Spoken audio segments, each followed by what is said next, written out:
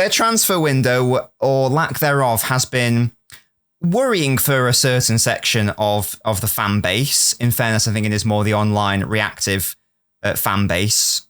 If you ask me my honest opinion, like I do fundamentally trust the board and Pep, and I'm sure we'll get it right in the end. But that doesn't really stop me from being a little bit concerned that we've already lost Gundogan. And if you believe the reports, Kyle Walker is on his way to Bayern Munich, potentially. Riyad Mahrez this morning, I believe, was allegedly the subject of a £30 million bid from a Saudi club. I forget their name. Who, and the word from City is that, we will be accepting that. So it's a question of, Gasky, do you think, City just won the treble, obviously. Is it a bad thing to replace a big section of this squad all at once? So Gundogan, let's assume these players are leaving or have left. Gundogan, Walker, Mahrez, maybe Laporte. Won't include Bernardo because that's a different question. Is it an issue if all of those players leave at once, or is it irrelevant as long as Pep gets in suitable replacements because he's Pep and he can work magic? It's risky. It's very risky, but it's clear that City see 32 plus year olds as ready to replace or ready to accept to take the money for. But it kind of makes sense because he obviously thinks if I can get like 100 million or 80 million or so for Mahrez and Walker, then that's a good amount for two 32-year-olds, or however old they are, to bring in replacements. He's already started doing the whole Stones inverted stuff, like that kind of thing. And it gives him plenty of money to be able to, put younger players in. And potentially it's the right time to do it when you're at the top because, other teams kind of struggling. Doing it then might work. But like you said, all at once is crazy. That's the whole right side changed. So it is a risky game. But if anyone can do it, Pep can. Let's be fair. Yeah, definitely. I can see both sides of it for sure. Obviously there's going to be a sentimental aspect of I don't want these players to leave because I like them and I've watched them for, years and years. So I do have an attachment to them. So it's very sad to see them go, no matter if the replacement's better than them or not. There's always going to be that aspect. I just wonder whether it's a lot of change all at once. And not only is it a lot of change in general, it's also a lot of experience leaving the club. You mentioned the age profile. If Walker and Mahrez also leave, in addition to Gundogan, it'll mean that De Bruyne is the, unless you're including like Scott Carson, who doesn't play games, in terms of the first team squad, De Bruyne is going to be the only player above the age of 30, which is a dual-edged sword in a way, in that, it means that you've got a very youthful, in relative terms, a team who are energetic and up for it and, want to prove themselves, But then at the same, and full of energy, but then at the same time, conversely, that those intangibles in respect of experience and leadership as well in the dressing room, like Gundogan and Mahrez, Gundogan literally was our captain. Walker was like a fourth or fifth on the captain's list as well. So these are leaders that are also going in addition to experience. So that would be my only potential.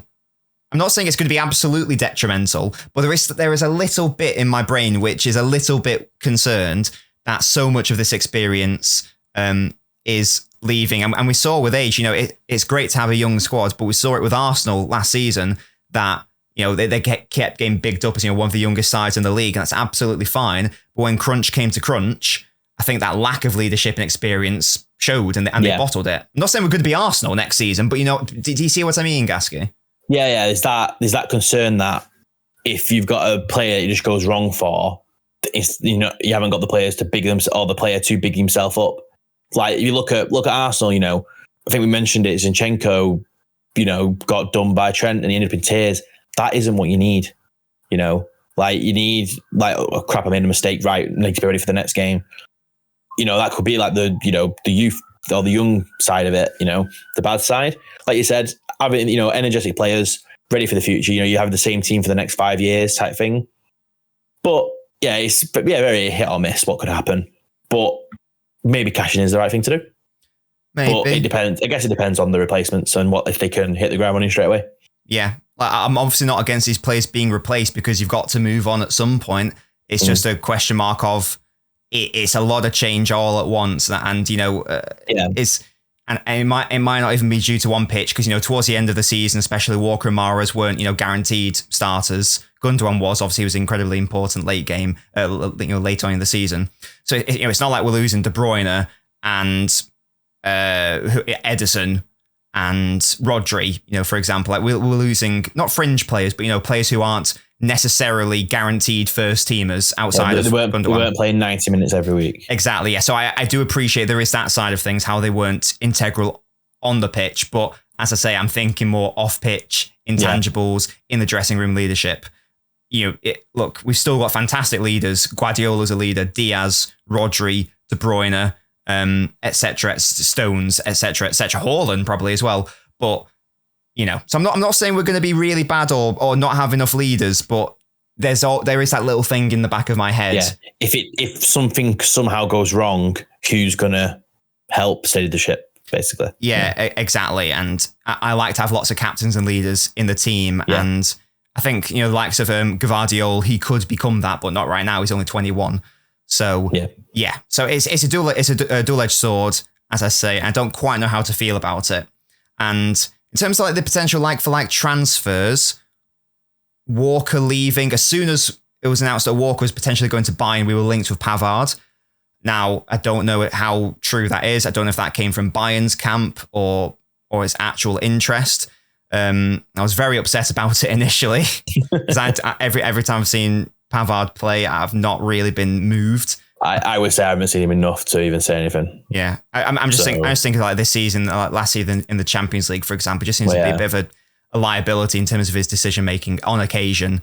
But I understand why we would want him. He's a centre back who can play at right back. That's literally what City do nowadays. Probably fits a style more than Kyle Walker.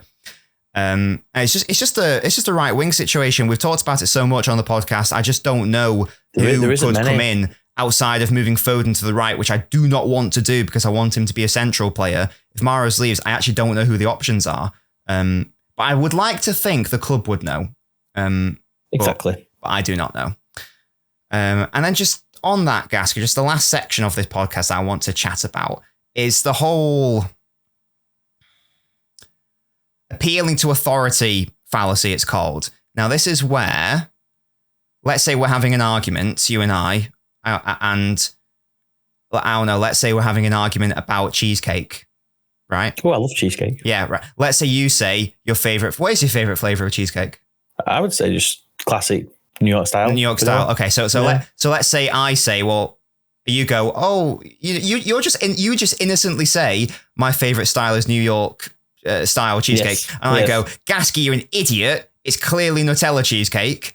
And you'll be like, oh, calm down, whatever. And then it's my opinion. Yeah, and then we have a discussion. And then the way I try to win, in inverted commas, that argument is I go, well, the president of the Cheesecake Society says that Nutella cheesecake said Nutella was the best. Yeah, exactly. So have that. That's called the appeal to authority fallacy. That's where you just appeal to a higher power rather than actually tackle the point. Basically, the idea is that the person with more knowledge or whatever is always going to be right no matter the circumstance. So, for example, you can't argue with a mathematician with maths because they're a mathematician, even if they say 1 + 1 is 3, because they might just be being stupid for some reason. Now, that in a long-winded way, my point here is that I can understand the section of the City fan base who totally back Pep and the board, and that is me. I won't do it no matter what. Like, if something bad happens, I'll voice it. But there is I found that I think there is. It's not just City fans. I think there is a section who basically say you can never question the manager. You can never question the board because they know what they're doing and you don't know what you're doing. For example, they've just won the treble, so whatever they say goes, essentially, and you shouldn't even really begin to question it or be skeptical about it. Now, I personally think that's bollocks. Yes. Because Pep is obviously much more intelligent than me just generally, and also in respect of like football and coaching, like whatever. I don't claim to be anywhere near his level, clearly, on any level. But this man is not perfect, and he makes mistakes. So, for example, it was an objective mistake to not play a defensive midfielder in the Champions League final in 2021. That's an extreme example. But do you see the point I'm making, Gasky, that a manager isn't always right and a board isn't always right? And I don't like the argument of you can never question that because they know more than you and they've just won the Premier League or whatever, so you can't question it. Exactly. It's not right, that, because it's at the end of the day, it's as a fan, you're giving across your, like you said, your worries or your opinions of what you think. End of the day, Pep's not going to go on Twitter and go, oh, these fans don't think this is right, I'm not going to do that. He's not going to do anything like that. You're just expressing your opinion with other fans. It's what annoys me when, like, United will play well and then they'll have a bad... I think last season's example, right? They had that massive run when they were brilliant over Christmas, and then they lost to Villa 3-1, and everyone were out with the pitchforks at the players. And it's like, what are you doing? I says, we're just going on a massive run out of nowhere after a bad couple of years, and we'll lose a game, and it should be like, oh, didn't turn up this week, on to the next week, not get the pitchforks out. Because you see with City, like City they weren't great in the first half of the season, but the fans didn't have pitchforks out. They were back in the team, right thing to do. And then if you think, oh, selling Walker's bad, it's not a, you say is, I'm not sure about that, but your opinion. Then them going, no, you're wrong. Pep knows what he's doing. They've won the treble. Like you said, it's stupid. So it's just, nothing's perfect. But if potentially a bid comes in at 55 million for Kyle Walker, the board go, that's a good amount for a 32-year-old. Should we? And then if Pep goes, do you know what? I could probably get a replacement with that. Okay, do it. Makes sense. It might work, it might not. But there's only one way to find out, isn't it? Yeah. So you therefore agree that you should be allowed to be skeptical and not just take everything. It's being skeptical, and then there's being an absolute nuisance, which is like, there's a big difference. Like, for example, a certain player leaving a team and then going, for God's sake, we're just screwed now. This is disastrous. This is the end of the world. It's like no. It says you got to just have that. You can have that bit of doubt in your mind. Yeah, definitely. And that doubt for me has come in this transfer window. I look, it's not over yet, obviously, and I'm not like it goes from one extreme to the other. I think I am in the middle here. Like, there's people who are like, back them no matter what happens, which I think is flawed because they're not perfect. You'd always, in a way though, you'd always back them. So you always go. So like you say, though, Walker's leaving. First of all, you'd be like, no, he's a really key player. He's amazing, blah, blah, blah. And then, but in your head, you'd be thinking, okay, from Pep's point of view, I can understand why. Because that's the attitude you have when you've got a good manager. If you were struggling with a manager, you'd be like, for God's sake, you wouldn't have that thought. So it's good to know that, you got the mind for both sides. Yeah. And one side, as I say, you've got people who are always back no matter what, even if it's clearly a mistake sort of thing. So they can't even think, maybe I should think about something else. And then you got the people who are like, this is the worst thing in the world. And it's like, the truth is somewhere in the middle where... Yeah, these are the same people that either give 5 stars or 1 star on things. Yeah. Pretty much. Exactly, yeah. And it's like, it maybe obviously they know more than you, but at the same time, you can sort of like question the thought process and think, because again, these people aren't, just because these people are more experienced than us, doesn't mean that sometimes, for example, Pep is wrong and a standard fan on the street is right.